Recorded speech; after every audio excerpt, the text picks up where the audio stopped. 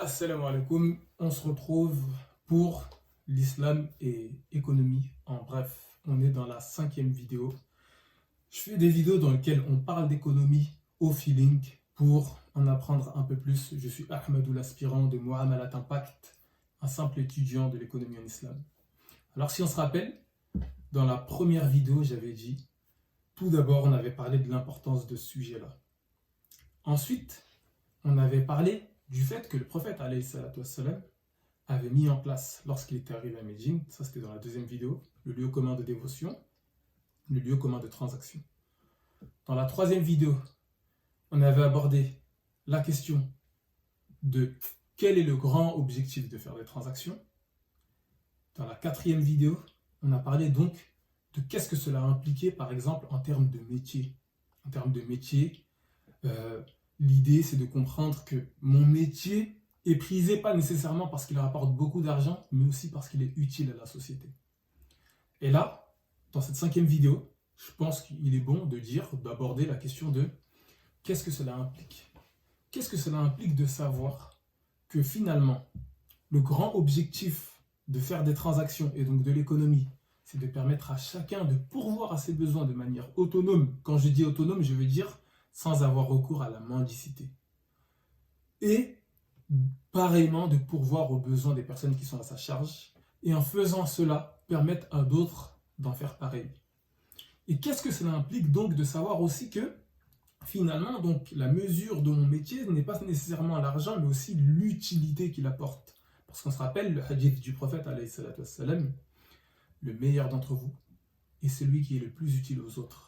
Et également, un hadith que Al-Ghazali cite beaucoup dans ses écrits, et notamment dans son livre, ici traduit par l'éthique, le livre du travail et des moyens de subsistance, dans lequel il parle des transactions, tout simplement, de l'éthique de faire des transactions. Qu'est-ce que cela implique de savoir cela? Qu'est-ce que cela implique d'avoir des personnes dans une communauté qui sont animées par le fait d'être bénéfiques? Cela va impliquer que finalement, on va avoir une communauté ou une population qui est responsable. Quand je dis responsable, ça veut dire quoi? Je veux dire par là qu'on va avoir une communauté qui exerce ses choix, non pas seulement pour son bénéfice individuel, mais pour le bénéfice de la société en général. Et cela, ça va faire quoi? Ça va faire que dans les besoins que la communauté va éprouver ou que la société va éprouver, les solutions vont venir de la population elle-même. Elle ne va pas recourir à l'État sans cesse ou à des agents extérieurs. La grande idée, c'est de promouvoir une communauté autonome, une société autonome, une population qui se gère elle-même. Et là, on parle donc d'autogestion.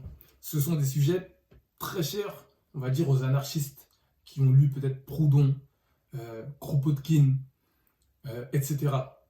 Donc l'idée, c'est de dire quoi? C'est de dire que finalement, si jamais on ancre les enseignements de l'économie en islam, on va avoir une population de producteurs. Pas une population de consommateurs comme on la voit aujourd'hui. C'est quoi une population de consommateurs? Une population de consommateurs, c'est une population de personnes qui vont juste prendre. Ils vont prendre ce dont ils ont besoin et peut-être même ce dont ils n'ont pas besoin et ils vont gâcher. Alors qu'une population de producteurs, c'est une population qui va rendre, qui va utiliser les capacités qu'Allah, les capacités qu'Allah lui a données, les richesses et l'abondance qu'Allah nous a données pour produire des choses qui vont être utiles à la société et surtout répondre aux besoins de la société et surtout des personnes vulnérables, que ce soit les personnes âgées, les enfants, les pauvres, etc. Et ça, c'est un point important.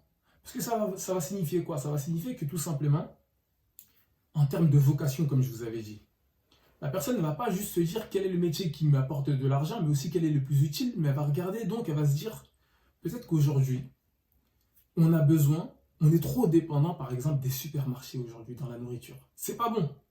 Une communauté digne de soi, si je puis dire, et qui veut réellement mettre en pratique ce dont elle croit, doit être en mesure d'apporter sa nourriture elle-même par elle-même.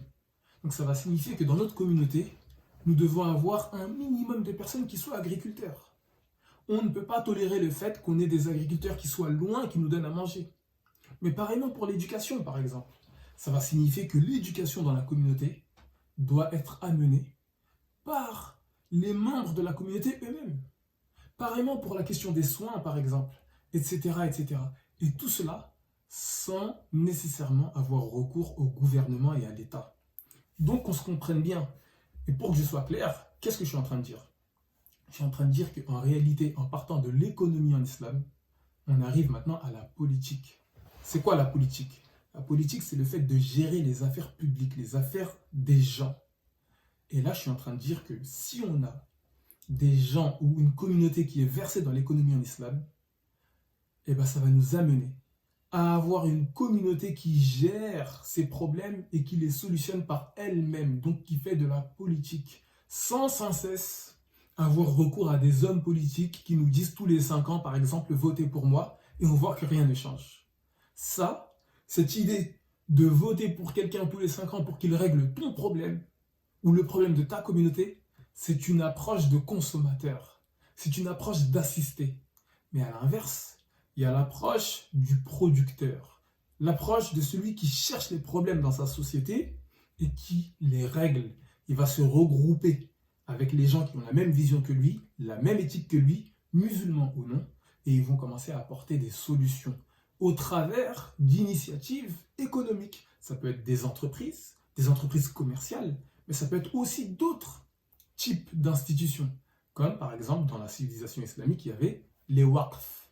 À travers les waqf, on voit lorsqu'on étudie la civilisation islamique que l'essentiel des services d'intérêt public, que ce soit les écoles, les hôpitaux, l'eau, les vétérinaires, l'éducation, tout cela ne venait pas du gouvernement, mais cela venait du peuple lui-même.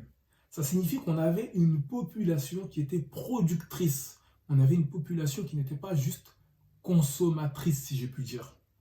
Et ça, donc, c'est un point important. L'idée, c'est de dire que finalement, ça va nous conférer une responsabilité.